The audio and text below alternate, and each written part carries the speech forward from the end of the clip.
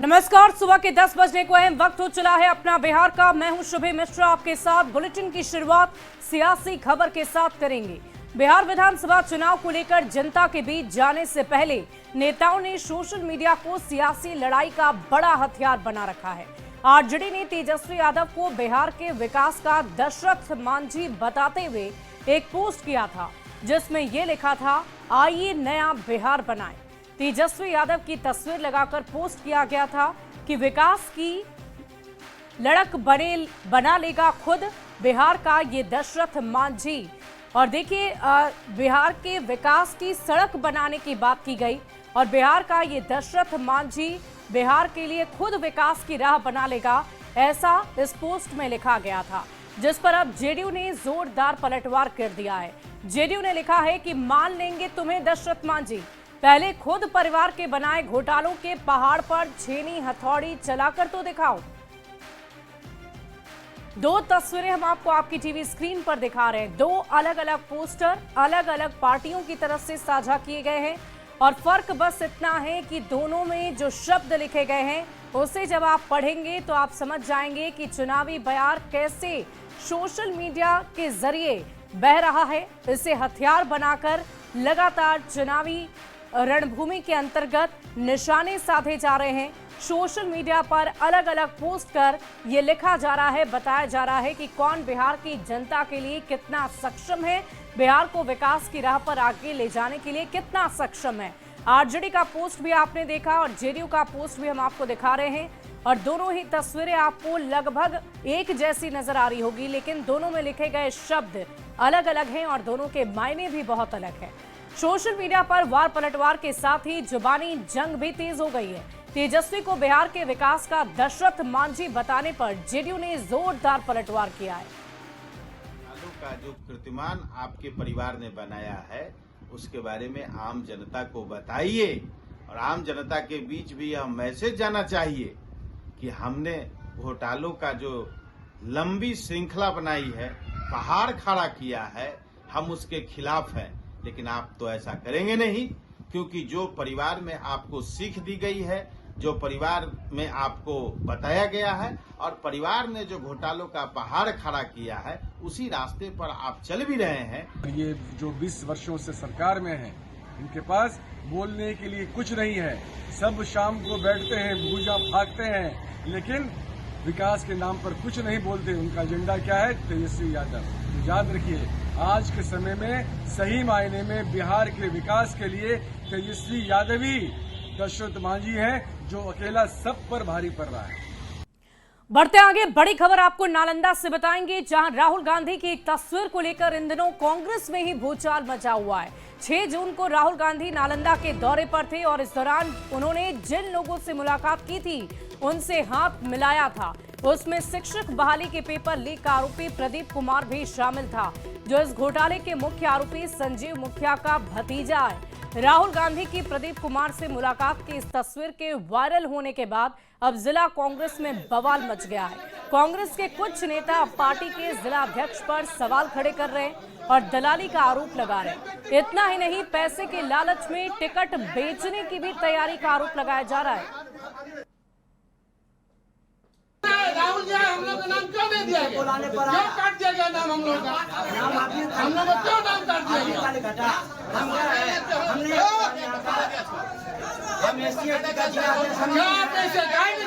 क्यों नहीं गया? आप तो अभी दलाल के बीच में शामिल हैं। क्यों नहीं गया? आप अपना मान सम्मान का अधिकार था, लेकिन वो आया, हमारे लोगों को नजदीक से नहीं आया। कौन नहीं आया? जाकर क्या बोलता है दाढ़ी वाला जो था। ये कौन है? ये कौन है? नालंदा जिला में कौन क्या किया है? ये नालंदा जिला कांग्रेस के लिए क्या किया है? ये क्या किया है आदमी? ये क्यों स्वागत कैसे लगाया? ये कौन व्यक्ति है? आप इसका जवाब दीजिए हमको। और इधर प्रश्न पत्र लीक मामले का आरोपी प्रदीप कुमार को राहुल गांधी से हाथ मिलाने की तस्वीर वायरल होने के बाद राजनीतिक बयानबाजी काफी तेज हो गई है। कांग्रेस पार्टी की राजनीति का स्टाइल अजीबोगरीब है। राहुल गांधी जी बिहार आते हैं, कार्यकर्ताओं को मिलने नहीं दिया जाता है, उनकी उपेक्षा होती है। और मिलते कौन लोग हैं? जो अपराधियों के रिश्तेदार हैं या ऐसे लोग जो कांग्रेस के बड़े नेताओं को ऑबलाइज करके रखते हैं, चंदा देते होंगे, अनैतिक लाभ देते होंगे, उनको ही नेता और कार्यकर्ता बनाकर आगे कर दिया जाता है। कांग्रेस और भ्रष्टाचार, कांग्रेस और घोटाला ये एक दूसरे के पर्याय हैं। कांग्रेस घोटालोबाजों के साथ ही रहती है। कांग्रेस ने अपने कार्यकर्ताओं की अपेक्षा हमेशा से की, खास करके जब से ये युवराज के हाथ में सत्ता आई है तब से कांग्रेस अपने कार्यकर्ताओं की अपेक्षा करके इन भ्रष्टाचारियों घोटालाबाजों के साथ ही रहती है। देखिए, इस मामले के दो पक्ष हैं।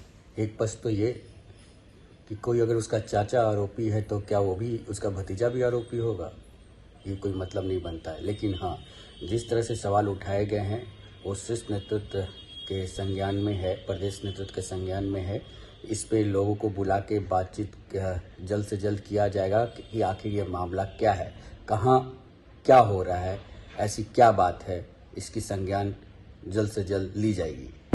देखिए, राहुल गांधी जी के साथ जिनकी तस्वीरों को लेकर एनडीए वाले हाय तौबा कर रहे हैं, इसका कोई लेना देना नहीं है।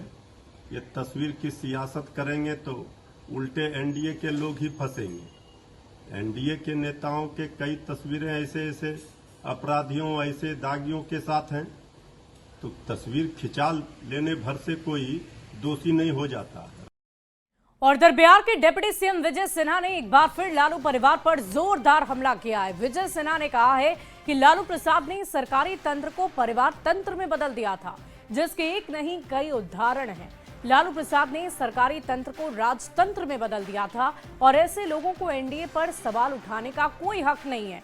विजय सिन्हा क्या कुछ कह रहे हैं, आपको सुनवाते हैं। राजद अपने अनुभव और अपने मानसिकता से ग्रसित है।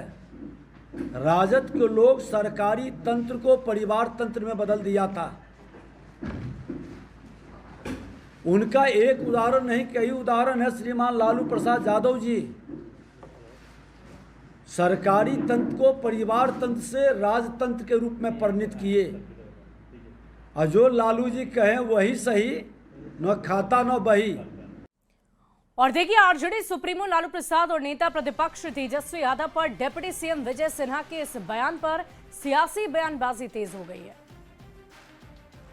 पार्टी लोकतंत्र, लोकतांत्रिक प्रक्रिया को किस तरह से कुचल रही है, ये सभी लोगों ने देखा है।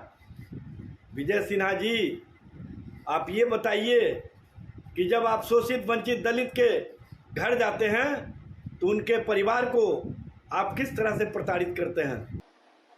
राजद के राजपाट के इतिहास से बिहार का एक एक नागरिक वाकिफ है। किस तरह लालू जी का परिवार शासन चलाता था, वह नौकरशाह की कैसी दुर्गति करता था, किसी से छिपा नहीं है। अब जब माननीय सीएम नीतीश कुमार जी ने कानून का राज स्थापित किया और कानून का शासन आया, तो संपूर्ण लालू जी के परिवार में छटपटाहट है। देखिए, हमारे माननीय उप मुख्यमंत्री श्री विजय सिन्हा जी ने बिल्कुल सही कहा कि बिहार में एक दौर रहा लालू राबड़ी जी का शासनकाल, जहां पर फाइलें नहीं बल्कि फरमान चलते थे। संविधान और नियम कानून को ताक पर रख कर की व्यवस्थाएं चलाई जाती थी। अब जरा समझिए ना, जिस एनडीए सरकार में दामाद आयोग बन गया, जिस एनडीए सरकार का पूरा कुनबा परिवारवाद की गोद में खेल रहा हो, और उस एनडीए सरकार के डिप्टी सीएम परिवारवाद पर आरोप लगा रहे हों, इससे ज्यादा हास्यास्पद बात और क्या हो सकती है। प्रधानमंत्री नरेंद्र मोदी कल एक बार फिर बिहार दौरे पर आ रहे हैं, लेकिन पीएम के दौरे से ठीक एक दिन पहले बिहार में नेता प्रतिपक्ष तेजस्वी यादव ने जमकर निशाना साधा है। तेजस्वी ने कहा है कि पीएम पिछले 5 बार के चुनाव में बिहार में 200 से ज्यादा बार भाषण दे चुके हैं और अपने भाषण में पीएम ने जितने भी वादे किए एक भी पूरे नहीं किए। तेजस्वी ने कहा कि पीएम ने बिहार को नंबर 1 राज्य बनाने का वादा किया था, चीनी मिल शुरू कराने का वादा किया था, लेकिन कुछ भी नहीं हुआ। पिछले 5 बार के चुनाव में लगभग उन्होंने बिहार आने का काम किया और 200 से भी ज़्यादा भाषणें उन्होंने दिए। अगर वो अपने खुद के ही भाषणों को 200 भाषणों को देखेंगे तो उनको बिहार आने में शर्म लगेगा। क्या क्या बिहार के लोगों से उन्होंने वादा नहीं किया। नंबर 1 स्टेट बना देंगे। 11 साल से आप प्रधानमंत्री हैं, 20 साल से बिहार जो है एनडीए की सरकार है, राज्य में नीतीश कुमार जी मुख्यमंत्री हैं।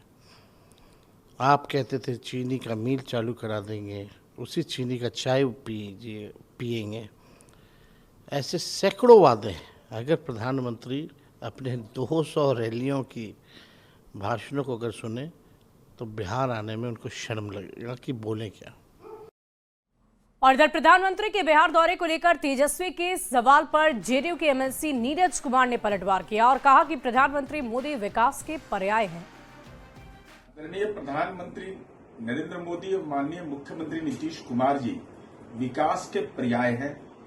सिवान आदरणीय प्रधानमंत्री जी का दौरा है। ऐसे सवाल पर राजनीतिक टिप्पणी करना खास करके आपको शोभा नहीं देता है। शर्म भी शर्मसार हो जाता है। अभी कोलकाता से पटना एयरपोर्ट उतरे और उस एयरपोर्ट में अपना चेहरा देखा ना, मार्बल में ऐनक की जरूरत नहीं पड़ी होगी। साथ ही साथ वो मीठापुर का इलाका पटना का, जिसको आप लोगों ने दुर्गंध का क्षेत्र बना दिया था, वहां शैक्षणिक हब है। 25 से 40 किलोमीटर पर गंगा पर पुल बन रहा है।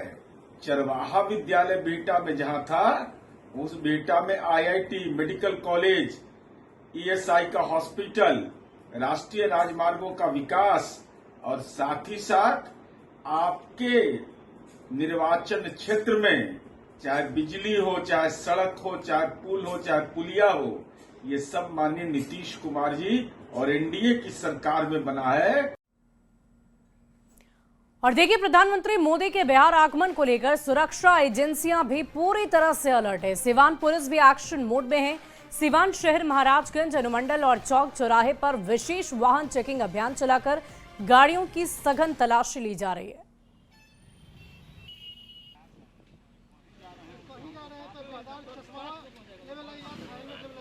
20 जून यानी कल पीएम सिवान आ रहे हैं। उनके आगमन को लेकर जहां सुरक्षा एजेंसियां पूरी तरह से अलर्ट है, तो वहीं सिवान पुलिस भी एक्शन मूड में दिख रही है। ये तस्वीर आप देख सकते हैं जेपी चौक भी है, जहां ट्रैफिक पुलिस पूरी तरह से एक्शन मूड में है। तो वहीं सिवान एसपी अमितेश कुमार के निर्देश के बाद सिवान जिले में विशेष सघन वाहन चेकिंग अभियान चल रहा है। सिवान बिहार यूपी का बॉर्डर है, लिहाजा बॉर्डर पे गोपालगंज मोड़, तो वहीं महाराजगंज में भी पूरी तरह से सिवान पुलिस एक्शन में है। हर चौक चौराहे पर पुलिस बल तैनात है। हर वाहन की सघन तलाशी ली जा रही है। चूंकि सिवान में पीएम का आगमन है, ऐसे में आगमन को लेकर जहां सुरक्षा एजेंसियां पूरी तरह से अलर्ट है, तो वहीं सिवान पुलिस भी ट्रैफिक व्यवस्था पूरी तरह से स्मूथ रहे, जिसको लेकर लगी हुई है। किस तरह की ट्रैफिक व्यवस्था रहा है? ट्रैफिक व्यवस्था चलाने के पीएम का आगमन को लेकर ट्रैफिक सुचारू रूप से चलने के लिए हर चौक चौराहे पर पुलिस प्रतिनिधित्व किया गया है। सभी शांति अच्छी तरह से यातायात सुचारू चल सके, इसके लिए लगे हुए हैं। किसी तरह कोई किसी का कठिनाई का सामना नहीं करना पड़े। क्या नाम है आपका? अभिनंदन कुमार। तो देख सकते हैं, चूंकि पीएम का कल सिवान में आगमन है, ऐसे में जहाँ सुरक्षा एजेंसी पूरी तरह से अलर्ट है, तो वहीं सिवान पुलिस भी एक्शन में है। हर चौक चौराहे पर सघन तलाशी वाहन अभियान चल रहा है, ताकि पीएम की सुरक्षा में कहीं किसी प्रकार की चूक नहीं हो। मृत्युंजय सिंह, न्यूज 18 सिवान। और देखिए, प्रधानमंत्री नरेंद्र मोदी कल सिवान के जसौली आ रहे हैं और उनके इसी कार्यक्रम को लेकर गोपालगंज के बीजेपी कार्यकर्ताओं में जबरदस्त उत्साह है। कार्यकर्ता गांव-गांव जाकर लोगों से संपर्क कर रहे हैं और उन्हें प्रधानमंत्री के इस कार्यक्रम में शामिल होने का संकल्प भी दिला रहे हैं। जसौली गांव में भारत के लोकप्रिय प्रधानमंत्री, कर्मशील प्रधानमंत्री, गरीबों के मसीहा। काफ़ी निचले स्तर पर भी, बूथ स्तर पर भी और हर स्तर पर हमारी तैयारी काफ़ी सुदृढ़ है और जितना प्रदेश नेतृत्व गोपालगंज से अपेक्षा रखता है उससे ज़्यादा, क्योंकि आम लोगों में बहुत ही उत्साह है। सभी लोग जाने की तैयारी में हैं। हमारे हर जगह निमंत्रण कार्ड कार्यकर्ता बांट रहे हैं। बिहार में अभी जितनी सभाएं हुई हैं, विक्रमगंज में, भागलपुर में, मधुबनी में, इस बार सिवान के जसौली में जो सभा होने जा रही है आदरणीय प्रधानमंत्री जी की, वो पूरे जितने भी अब तक जनसभाएं हुई हैं उसका रिकॉर्ड तोड़ने वाला है। और यहाँ पर आपको दिखेगा कि प्रधानमंत्री जी का सिंदूर ऑपरेशन के बाद पहली बार जब सारण प्रमंडल में आएंगे और पूरे तीनों जिला के लोग किस प्रकार से उनका अभिनंदन करेंगे। और देखिए, पीएम मोदी कल बिहार को करोड़ों रुपए की सौगात देंगे। चंपारण वासियों को वंदे भारत एक्सप्रेस ट्रेन का बड़ा तोहफा मिलेगा और ये ट्रेन गोरखपुर से पटना तक सीधे चलेगी, जिसका मोतिहारी में भी ठहराव होगा और लोगों की यात्रा भी बेहद आसान हो जाएगी। प्रधानमंत्री नरेंद्र मोदी 20 जून को बिहार वासियों को बड़ा तोहफा देने जा रहे हैं और उसमें पूर्वी चंपारण वासियों को एक बड़ा तोहफा जो है वो मिल रहा है। वंदे भारत एक्सप्रेस ट्रेन की शुरुआत जो है वो कल होगी और प्रधानमंत्री नरेंद्र मोदी इसका उद्घाटन करेंगे। देखिए, मुजफ्फरपुर और गोरखपुर जो रेल लाइन है उसके तहत ये ट्रेन चलेगी। और देखिए, ये जो तस्वीर आपको दिखा रहे हैं इसी रेलखंड के माध्यम से जो है जो वंदे भारत एक्सप्रेस है वो गुजरेगी। और सबसे खास बात यह है कि पटना से गोरखपुर जो है इसकी सीधी सेवा होगी और मोतिहारी में इसका जो है वो ठहराव होगा। तो चंपारण वासियों को बड़ा तोहफा मिल रहा है। लगातार ये डिमांड थी कि वंदे भारत जो ट्रेन है वो इस रूट में भी दिया जाए, तो प्रधानमंत्री नरेंद्र मोदी ने चंपारण वासियों के डिमांड को पूरा किया है और कल 20 जून को इसका विधिवत उद्घाटन होगा। जो है जो जानकारी मिल रही है, जो रेलवे ने जो जानकारी दी है कि कई जगहों पर, लगभग 6 जगहों पर इस ट्रेन का ठहराव होगा। गोरखपुर, कप्तानगंज, नरकटियागंज, बेतिया, बापूधाम, मोतिहारी, मुजफ्फरपुर, हाजीपुर और पाटलिपुत्र जंक्शन। तो ये ट्रेन जो है गोरखपुर से 6:20 में खुलेगी और मोतिहारी लगभग 10 बजे पहुंचेगी। तो वैसी स्थिति में चंपारण वासियों को बड़ा तोहफा जो है वो प्रधानमंत्री नरेंद्र मोदी देने जा रहे हैं। इसको लेकर लोगों में भी काफी उत्साह है और वैसी स्थिति में वंदे भारत एक्सप्रेस के लिए लोगों की डिमांड भी थी, तो प्रधानमंत्री नरेंद्र मोदी ने उनकी डिमांड को पूरा किया है। उनीश कुमार, न्यूज 18 मोतिहारी। पक्ष तेजस्वी यादव ने पीएम के बिहार आगमन पर तंज कसा था। तेजस्वी ने कहा था कि गरीबों के लिए पीएम कुछ भी नहीं करेंगे और इस पर केदार गुप्ता ने पलटवार करते हुए कहा कि पीएम ने गरीबों के लिए जितना काम किया तेजस्वी 3 साल में भी नहीं कर पाएंगे। ये लोग सिर्फ आम्बेडकर की बातें करेंगे और उनका अपमान करते हैं। आम्बेडकर का सच्चा सम्मान बीजेपी करती है।